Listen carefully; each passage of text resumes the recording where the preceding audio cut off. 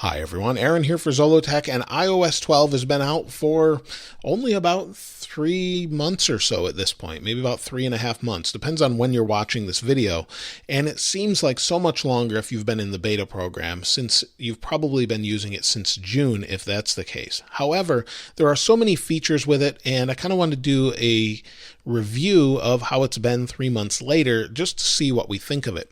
Now, many people thought iOS 11 was pretty terrible. It had bad battery life, was buggy, all sorts of things, especially early on. And then they kind of ironed everything out and then came out with iOS 12, which was the most stable beta that we had. And now we're kind of nitpicking at the little things that it brought with it.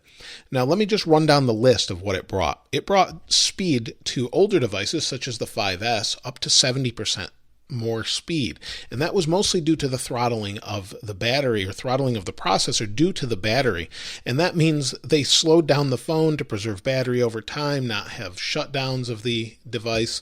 That seemingly is fixed with all of the older devices, and that's something I'm very grateful for. It's almost like they got caught slowing things down, or they just didn't do a very good job of explaining it.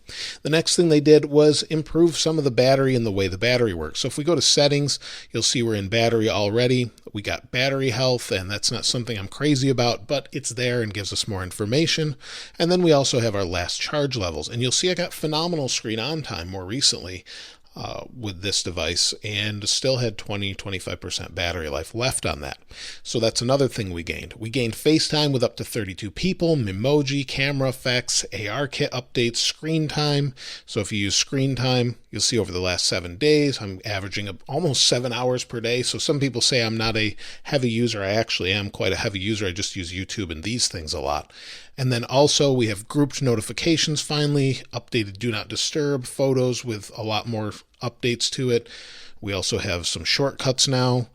We've got that added right into the OS. Voice memos, apps updated, the new Apple Books, new stocks, a redesigned news app, automatic strong passwords, security code autofill with SMS, third-party CarPlay, and better privacy. And that is the main list, but there's so many more little things in here, and we so quickly forget about all of these updates.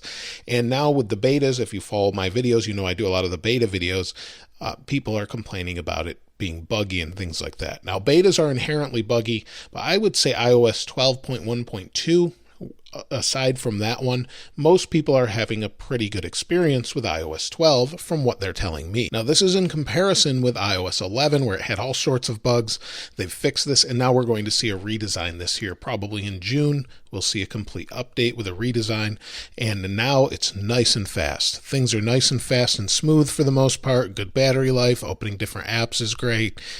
Just, it flies for the most part. We've got nice control center animations. Everything is just working really well, and hopefully it stays that way. So far, 3 months later, I think it's been pretty good, and it's hard to say what it's like for everybody else, but all of those features, with the exception of FaceTime having some issues and being a late arrival, have been pretty good. And now with iOS 12.2, we may see some major changes or updates getting us prepared for that next version of iOS.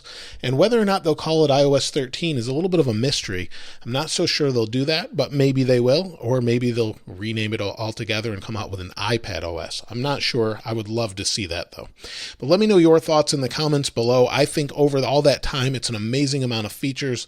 I think it's a great update. Although I am bored with it just because it's been the same for so long, but it's stable and does what I expect it to do, at least in my experience. Let me know your experience, though, in the comments below. If you'd like to get your hands on this wallpaper, it will be linked in the description below. If you haven't subscribed already, please subscribe and like. As always, thanks for watching. This is Aaron. I'll see you next time.